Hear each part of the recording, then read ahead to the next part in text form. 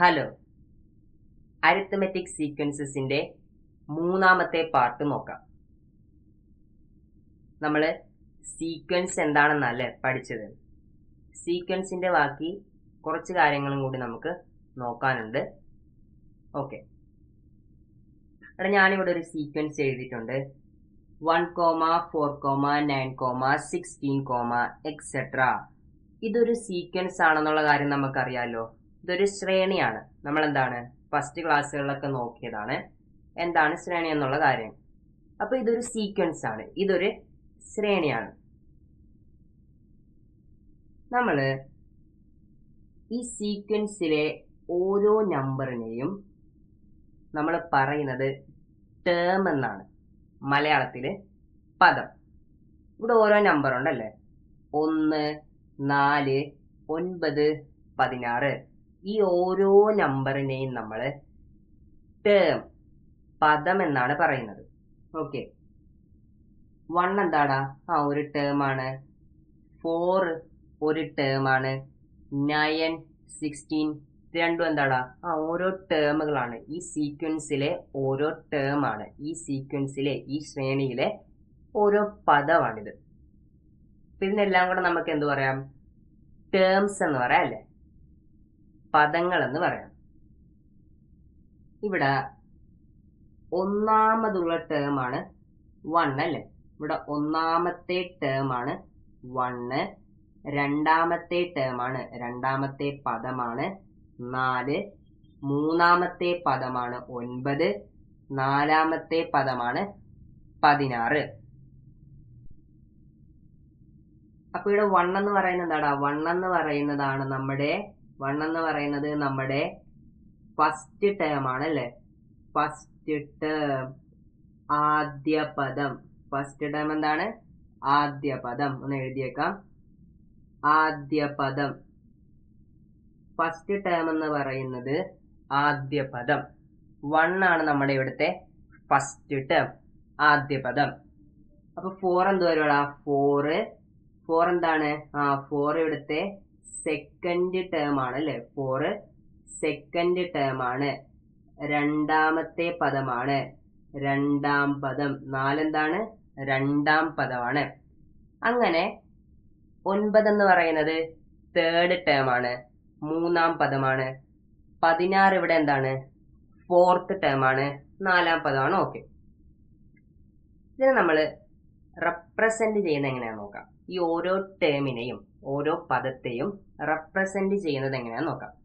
First ടേമിനെ നമുക്ക് പല രീതിയിൽ റെപ്രസെന്റ് ചെയ്യാൻ പറ്റും. ഓരോ ടേമിനെ നമുക്ക് എന്താണ് പല രീതിയിൽ റെപ്രസെന്റ് ചെയ്യാം. അപ്പൊ നമ്മൾ ഒരു രീതി നമ്മൾ ഫോളോ ചെയ്യുക.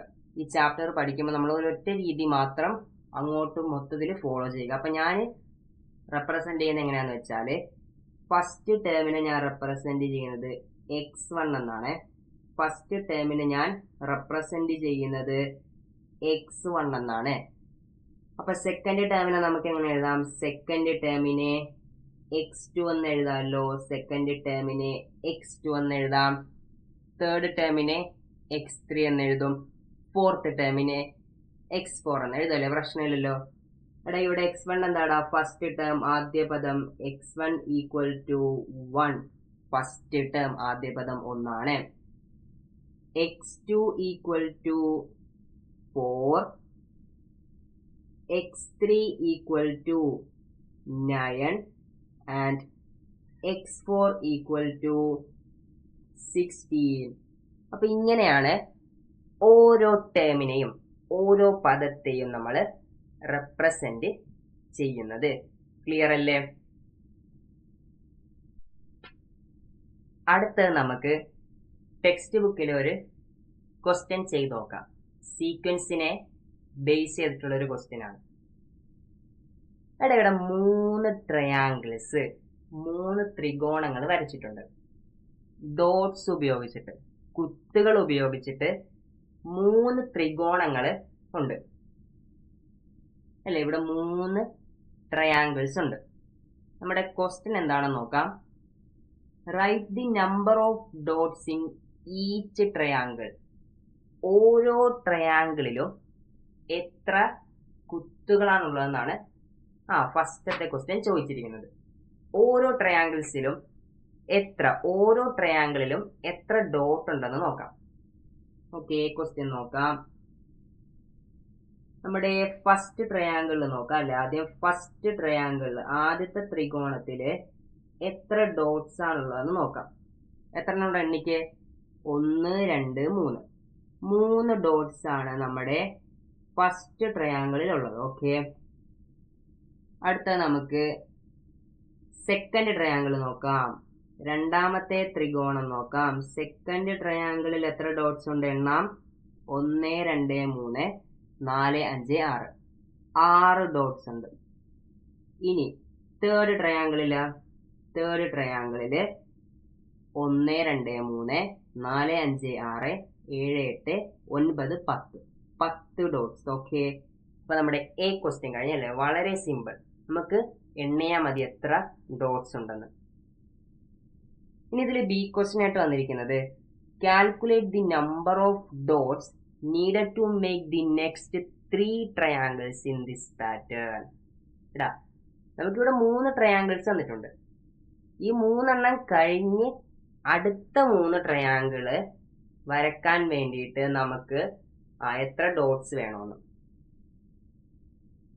എന്നുവെച്ചാല് ഇത് മൂന്നാമത്തെ ട്രയാങ്കിൾ. മൂന്നാമത്തെ കഴിഞ്ഞ് നാലാമത്തെ ട്രയാങ്കിൾ വരക്കാൻ എത്ര ഡോട്ട്സ് വേണം?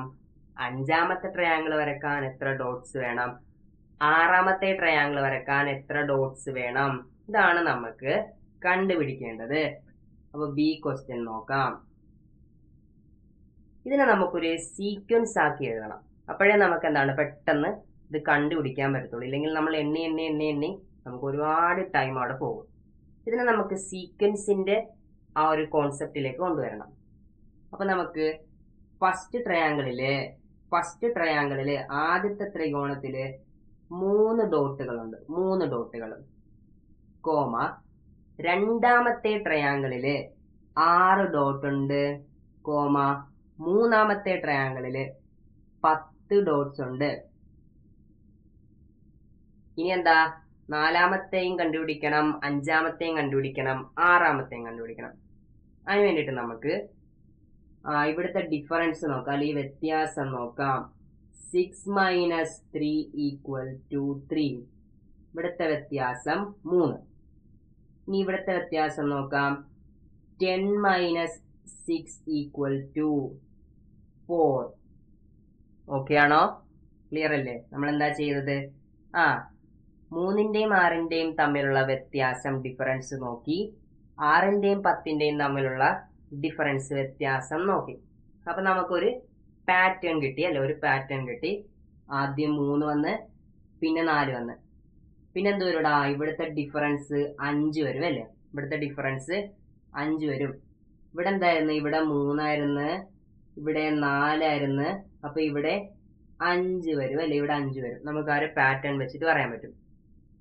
3 + 3 6, 6 + 4 10. അപ്പൊ 10 + 5 ചെയ്താൽ നമുക്ക് അടുത്ത എന്ത് വരും? ഇവിടെ ടേം 15. അടുത്ത പദം 15 കിട്ടി. അത് കഴിഞ്ഞ് എന്ത് കിട്ടും? ഇവിടുത്തെ വ്യത്യാസം 6 വരും. 15 + 6 ചെയ്യുക 21.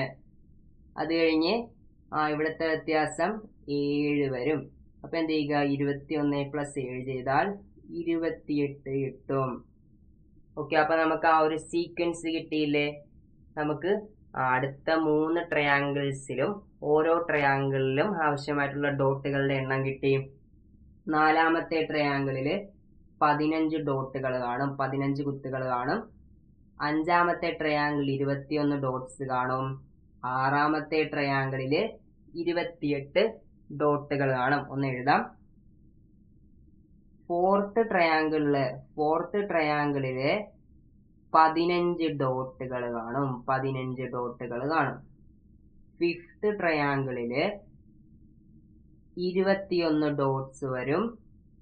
ആൻഡ് സിക്സ്ത് ട്രയാങ്കിളില് എത്ര വരും? ഇവിടെ 28 ഡോട്ട്സ് വരും. അപ്പൊ ഇങ്ങനെ നമുക്ക് നമ്മുടെ സീക്വൻസ് എന്ന കോൺസെപ്റ്റ് അപ്ലൈ ചെയ്തിട്ട് ഇങ്ങനെയുള്ള ക്വസ്റ്റ്യൻസ് നമുക്ക് ചെയ്യാൻ പറ്റും. ഓക്കെ അല്ലേ?